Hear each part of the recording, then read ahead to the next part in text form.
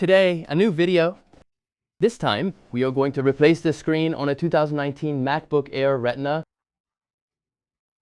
I will go through all the steps from disassembly to the installation of the new screen. For those new to this channel, my name is Ross Cosman. I work for the company Soros, where we repair Macs, iPhones, and iPads, whether it's basic repairs or micro soldering. To replace this screen, we will need a pentalobe screwdriver, a spudger, a Torx 3, a Torx 5, and a Torx 9. In my case, I have a Torx Security 8, which works the same way as a Torx 9.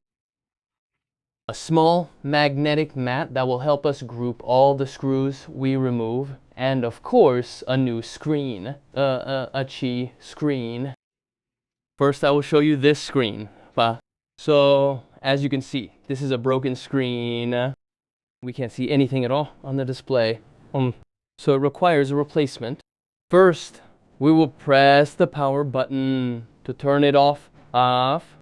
We are going to remove all the screws from the bottom case. You must arrange them in the order you remove them because, as you can see, they have different dimensions. We remove the case. Be sure to clean it afterward, Ed. The next step with the spudger, we will pry up this part of the battery slightly.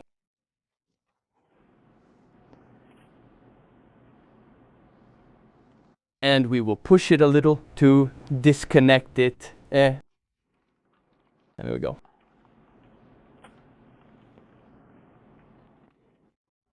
Don't try to pull on the cables because they might detach and we'd end up needing a battery replacement too. Next step with the Torx 3, we will remove the cover that holds the Wi-Fi antenna in place. Always group the screws with their small metal plate so as not to lose them. We will disconnect our little antennas. You must be delicate here because you risk damaging them. We will remove the small cover that holds the screen connector. We disconnect the ribbon cable running from the motherboard to the screen. We will unscrew the 6 screws holding the Wi-Fi antenna bracket.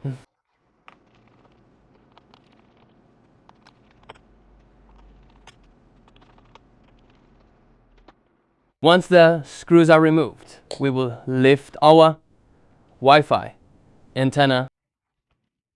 Be careful not to damage the cables. It is clipped on at this level. We will lift it a little. There we go. And we will let the cables slide out of the screen. And there you go.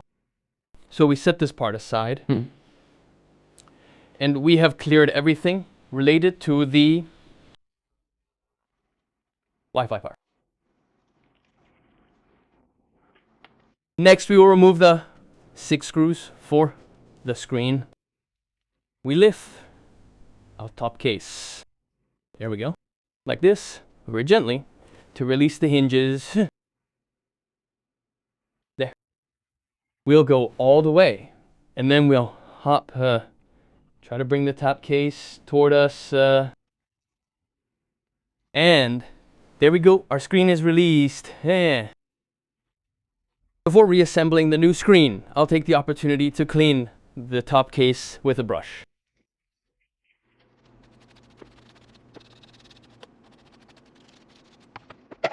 The new screen. We will make sure the hinges are opened to the maximum. We'll remove all the little protective covers. For reassembly, we are going to use a different technique compared to the one we used for disassembly. I will turn my top case the other way around. I'll place it on the edge of my table and secure it with a small weight so it doesn't tip over falling over. With the hinges open, I'll hold the cable like this and place the hinges onto my top case. Be careful not to press too hard, otherwise you risk damaging the new screen. Up there. It has slid inside. We're good. We will take just one of the 6 screws we use for our hinges. We'll tighten it like this, ensuring our screen won't move. Once that's done, we'll remove our weight and fold our Mac like this. Now, with your finger, you need to make sure the screen is well aligned with our chassis. See? For that, we will slightly unscrew the 2 hinge screws and push so that we align everything.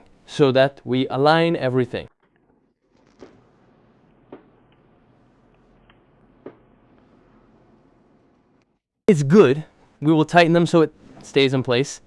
At this point, I can turn my Mac back to the orientation it was in earlier.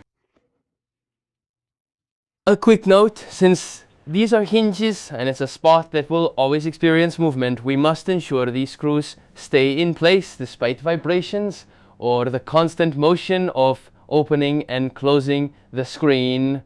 For that, I use this thread locker. It's a medium strength thread locker, so it won't be glued too tightly, but it will be firm enough not to give way to movement. Ideally, you put a small dot on each screw and then screw them in.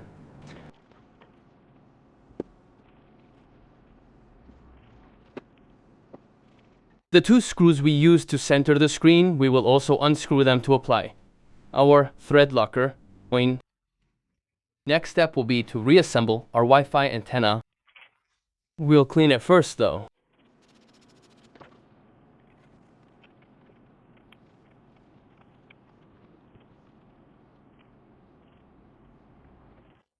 We start putting the screws back as they were before.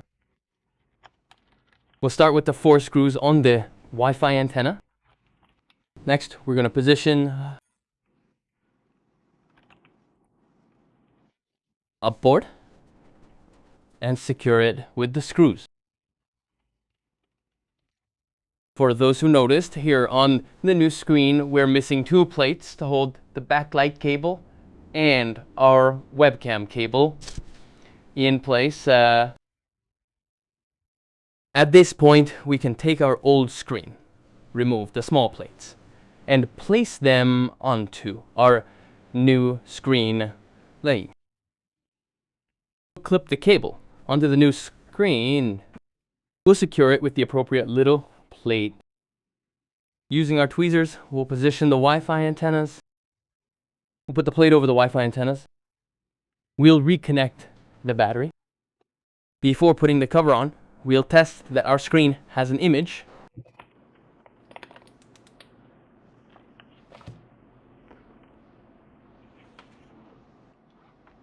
These MacBooks are supposed to start on their own once you open the screen, but since we unplug the battery, they won't start right away.